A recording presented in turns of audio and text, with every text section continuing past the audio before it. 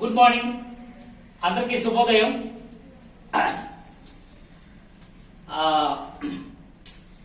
ఒక జోక్ చెప్పుకుందాం. భర్త భార్యను కొట్టాడని భార్య కేసు పెట్టి కోర్టుకు వెళ్ళింది. కోర్టులో న్యాయమూర్తి గారు అతనికి 1000 రూపాయలు జరిమానా వేశారు. వేసిన తర్వాత ఆ భర్త అన్నాడు, సార్ మా ఆవిడ మరోసారి కొట్టేదా అని. నా ముందే నీ వేషాలా, అంత అహంకారమా అని అన్నారు జడ్జి గారు. లేదు సార్, నా దగ్గర 2000 రూపాయల నోట్ మాత్రం ఉంది, చిల్లర లేదు, అందుకే అడిగాను అన్నాడంట. ఓకే, లాస్ట్ పీరియడ్ లో మనం చెప్పుకున్నప్పుడు ఒక వర్డ్ ని నేను మీకు ఇంట్రడ్యూస్ చేయలేకపోయాను. కాన్స్టిపేషన్, మలబద్ధకం.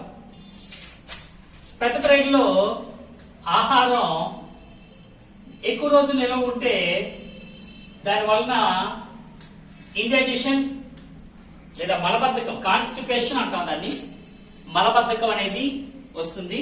అక్కడ మనం ఇంకో విషయం చెప్పుకున్నాం, taking roughages or fibres rich food avoid to constipation. దీని నివారణకి మనం పీచు పదార్థాలు కలిగిన పండ్లు, కూరలు చక్కగా తీసుకోవాల్సిన అవసరం ఉంది. సో అది ఈరోజు మనం మరికొన్ని విషయాలు తెలుసుకుందాం. సాధారణంగా బ్యాలెన్స్డ్ డైట్ అనేది తప్పనిసరిగా తీసుకోవాలి. we should take balanced diet. ఎందుకంటే బ్యాలెన్స్డ్ డైట్ అంటే మీకు అందరూ తెలిసిందే. Proper amount of the food should contain proper amount of carbohydrates, proteins, fats, minerals, salts, vitamins, etc.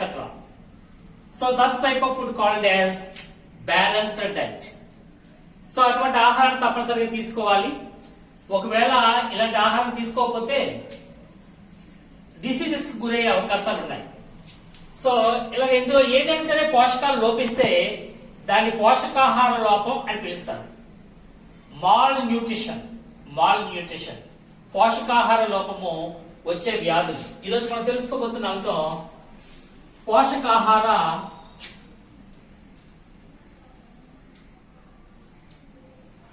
లోపం, వ్యాధులు.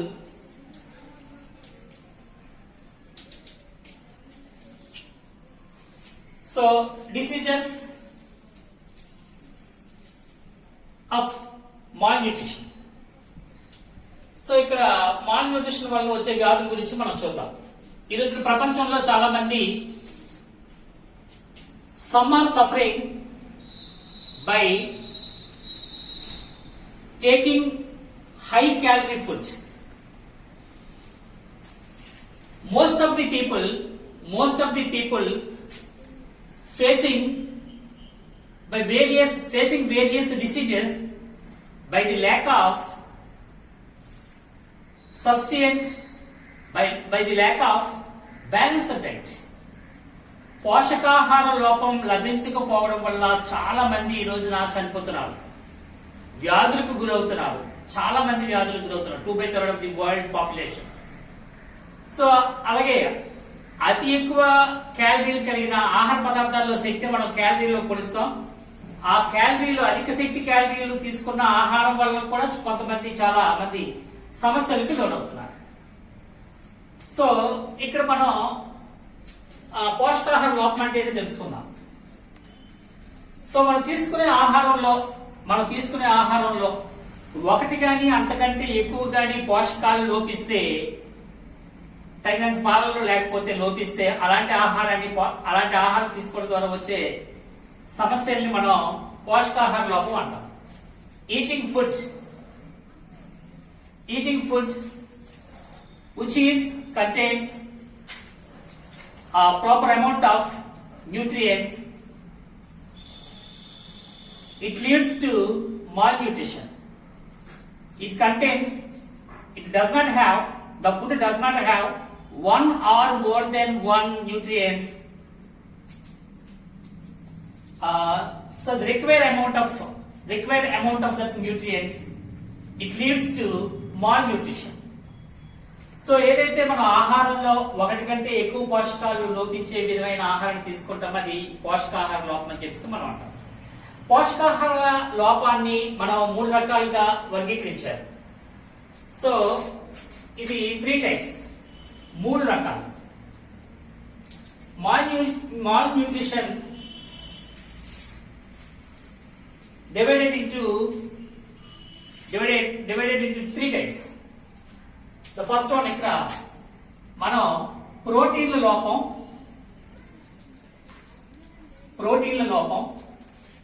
రెండు ప్రోటీన్లు మరియు అండ్ క్యాలరీలు, మూడు అత్యధిక క్యాలరీలు తీసుకోవడం,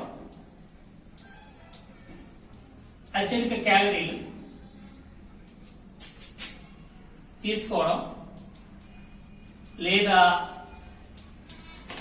అసలు పోషక విలువలు లేని ఆహారం తీసుకోవడం. సో ఆ విధంగా ఇక్కడ 3 టైప్స్ మనం చూడొచ్చు. అందులో మొదటిది మనం చూద్దాం. దీన్ని ప్రోటీన్ల లోపం వల్ల వచ్చే వ్యాధిని క్వాషియార్కర్ అంటారు. Kwashiorkor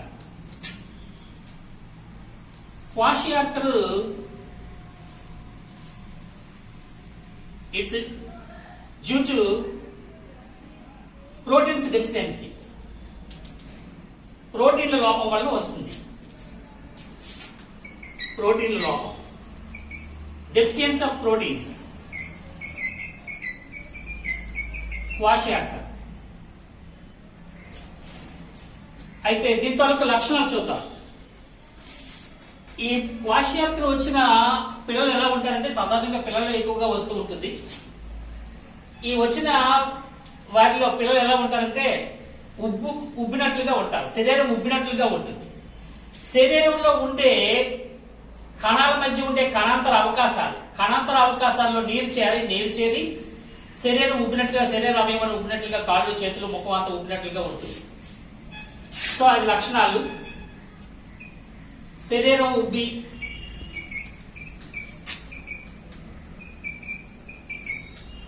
body parts swollen because of the accumulation of the body parts become swollen by the accumulation of water in the interspaces of the cells. So ఇక్కడ శరీర కణాంతర అవకాశాల మధ్య నీరు చేరడం వలన శరీరం ఉబ్బుతుంది, ఇది ఒక లక్షణం. అలాగనే డెవలప్మెంట్ ఆఫ్ మజిల్స్, కండరాల పెరుగుదల నెమ్మదిగా జరుగుతుంది. ద పూర్ మజిల్ డెవలప్మెంట్, కండరాల పెరుగుదల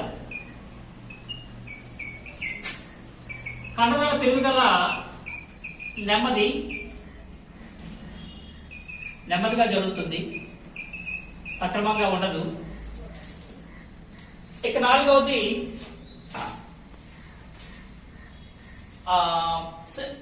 డయేరియా.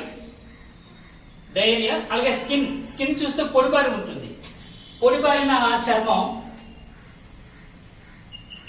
పొడిబారి, డ్రై స్కిన్, పొడిబారిన చర్మం. అలాగే అతిసారానికి గురవుతాడు, విరేచనాలకు గురవుతాడు, దాన్ని డయేరియా అంటాం. విరేచనాలు, అతిసారం. So these are all the symptoms of the kwashiorkor disease. It occurs due to the proteins deficiency. So kwashiorkor అనేది ఆ విధంగా ఉంటుంది. ఇక రెండవది మెరాస్మస్. మెరాస్మస్ అనేది it occurs due to the deficiency of both proteins and calories. ప్రోటీన్లు క్యాలరీలు రెండు లోపించడం వలన ప్రోటీన్లు మరియు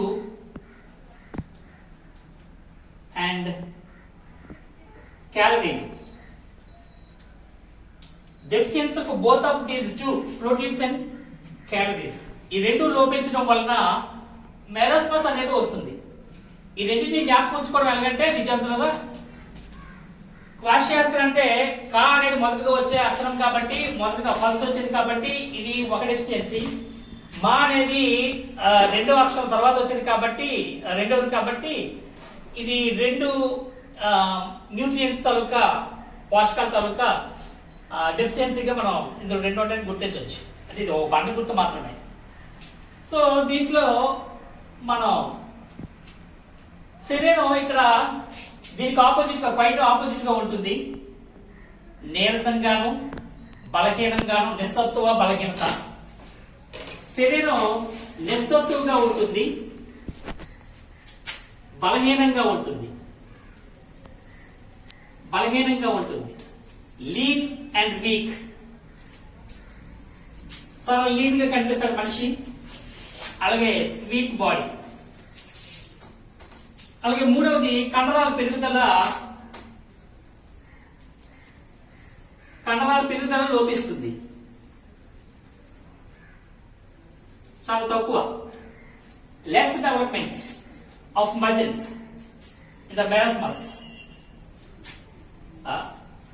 తర్వాత నాలుగవది సేమ్ పొడిబారిన చర్మం, విరోచనం అనేది కామన్. డ్రై స్కిన్, పొడిబారిన చర్మం, అలాగనే డయేరియా. డయేరియా అనేది విరేచనాలు లేదా అత్సారం, విరేచనాలకు గురవుతూ ఉంటారు.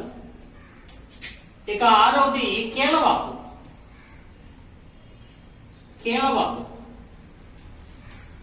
Swelling in the joints, swelling in the joints of the body limbs. So కీలవాపు అనేది ఇందులో కనిపిస్తూ ఉంటుంది. అయితే ఇందులో ముఖ్యమైన అంశం ఏంటంటే వెంటనే ప్రెగ్నెన్సీ, గర్భవతులైన తల్లులకి పుట్టిన పిల్లలకి వెంటనే గర్భధారణ జరిగినప్పుడు అటువంటి పిల్లలకి మెరస్మస్ వచ్చే అవకాశం ఉంది. అలాగే ఎక్కువ సంతానం పొందిన తల్లి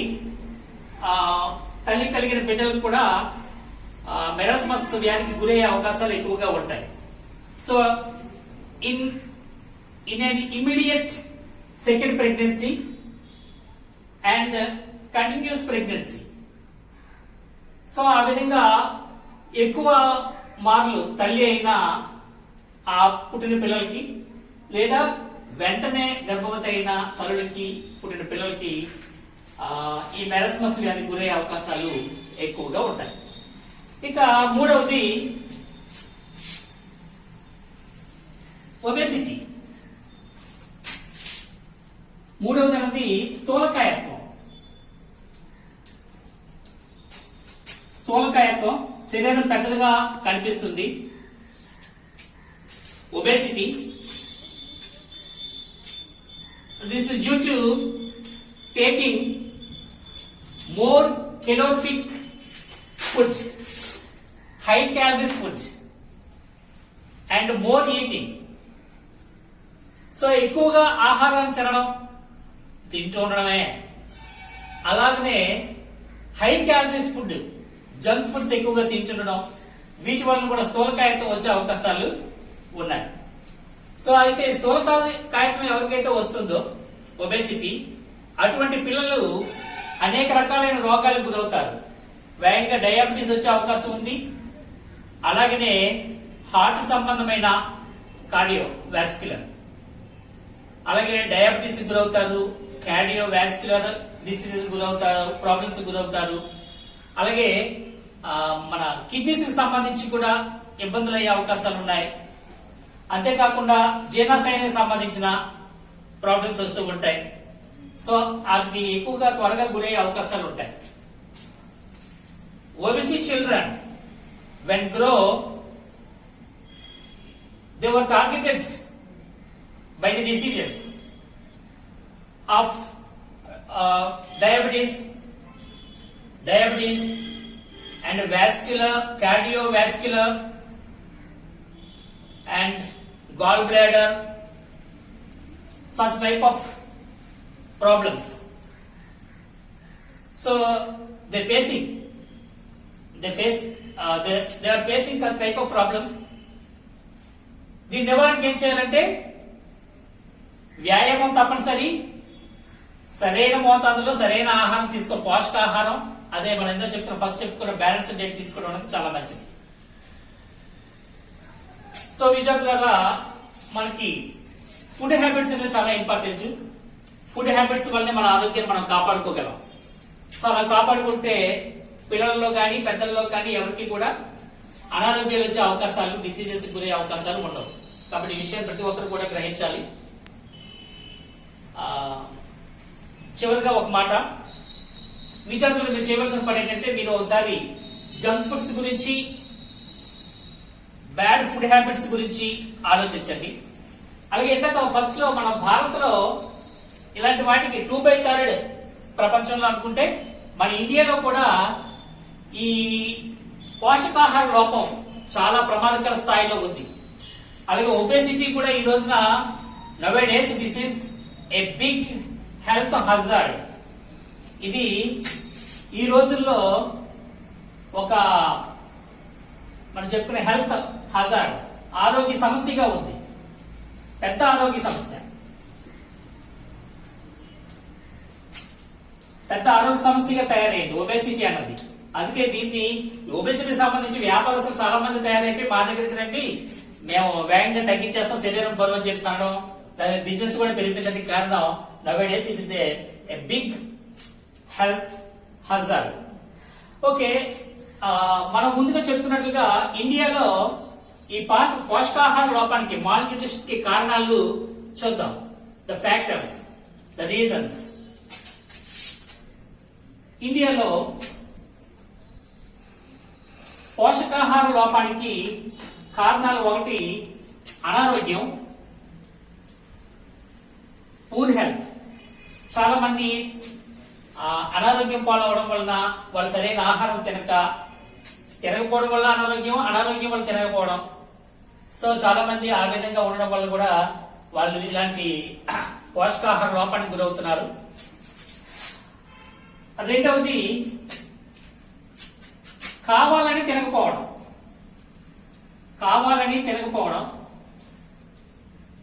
సో దీనివల్ల కూడా విల్ఫుల్ స్టార్వేషన్,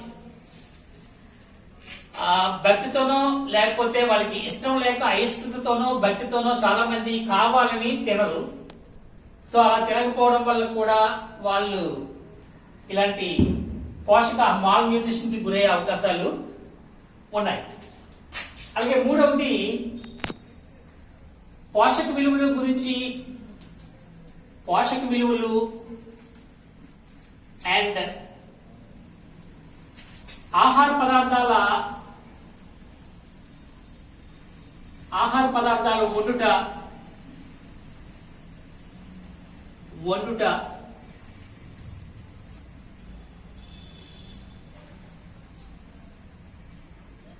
సరైన అవగాహన లేక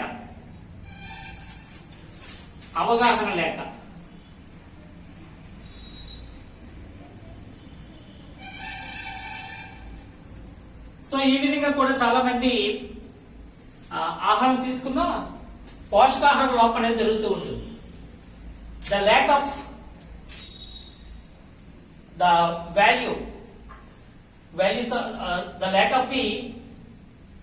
nutritional values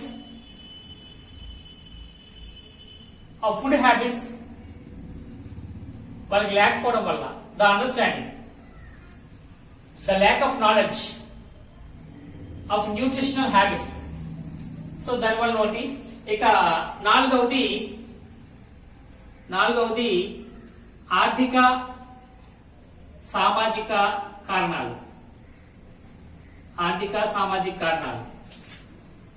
socio economical factors.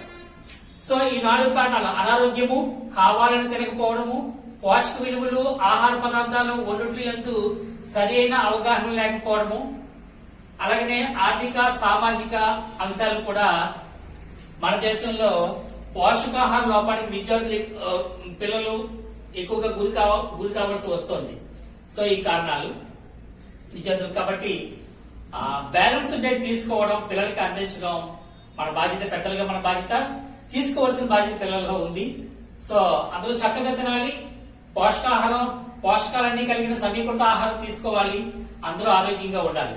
చివరిగా ఒక మాట విద్యార్థులారా, ఒక విషయం తెలుసుకోండి, మీ గురించి మీరు ఆలోచించుకోండి.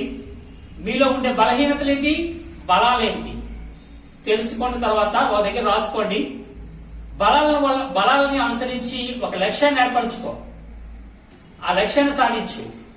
అలాగే సాధారణంగా విద్యార్థుల్లో ఉండే బలహీనతలు ఏంటంటే ఎక్కువసేపు అతి నిద్ర, బద్ధకం, టీవీ, ఇతర ఆకర్షణలు, తర్వాత చేద్దామని చేసి పనిని వాయిదాలు వేసుకునే విధానం, చెడు స్నేహాలు, ఇలాంటివి చాలా వరకు ఉన్నాయి. అవి ఉన్నాయో లేదో నువ్వు ఆలోచించుకొని ఒక దగ్గర రాసుకొని ఒకదాని తర్వాత ఒకటిని విడిచిపెడుతూ నీ లక్ష్యాన్ని చేరుకోవాలి.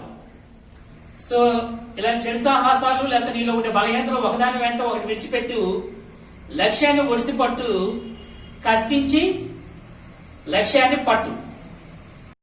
వీక్షకులు నా మీద నిర్మాణం నుంచి క్షమించాలి, ఇక్కడ నొసగని అని రాశాను, అది నొసగిన. నొసగిన అంటే అందించిన, నాకు ఇచ్చిన అని అర్థం. ఆ గీ నాకి ఈ రెండు అక్షరాల్లో ఆ గుడి పెట్టకపోవడం, ఒకదానికి గుడి పెట్టడం వలన అర్థాలు, భావాలు మారిపోయాయి. నా భావనలు అక్కడ రాసిన దానికి విరుద్ధంగా రాశాను, నా భావనలకు విరుద్ధంగా రాశాను. చూసారా విద్యార్థులు, ఎప్పుడు కూడా మనం రాసిన దాన్ని ఒకసారి మళ్ళీ ఒకసారి చదవడం అనేది చాలా మంచిది. ఒక్కోసారి పొరపాట్లు జరుగుతాయి. సో ఇక్కడ విద్యత నాకు విజ్ఞత నొసగిన నా గురువులకు హృదయపూర్వక ఉపాధ్యాయ దినోత్సవ శుభాకాంక్షలు. అలాగే ఉపాధ్యాయులందరికీ కూడా నా హృదయపూర్వక శుభాకాంక్షలు. సో విద్యార్థులారా, మీరు మాత్రం ఏదైనా సరే రాస్తున్నప్పుడు జాగ్రత్తగా పరిశీలన చేయండి. నేను చివరిగా చూడడం వల్ల ఇక్కడ నొసగిన అని రాయడానికి బదులు నొసగని అని రాశాను. అంటే పూర్తిగా భావం విరుద్ధమైనది. కాబట్టి ఇది కూడా ఒక విద్యార్థులు గ్రహించడానికి ఒక లెసన్ అని చెప్పేసి నేను భావిస్తున్నాను. నాకు ఒక లెసన్ అయితే ఇది మీకు కూడా ఒక లెసన్ గా ఉపయోగపడుతుందని నేను భావిస్తున్నాను. అందరికీ కూడా ఉపాధ్యాయ దినోత్సవ శుభాకాంక్షలు. ఉపాధ్యాయులందరికీ కూడా, విద్యార్థులందరికీ కూడా శుభాశీస్సులు. అందరికీ ఆల్ ది బెస్ట్. బై.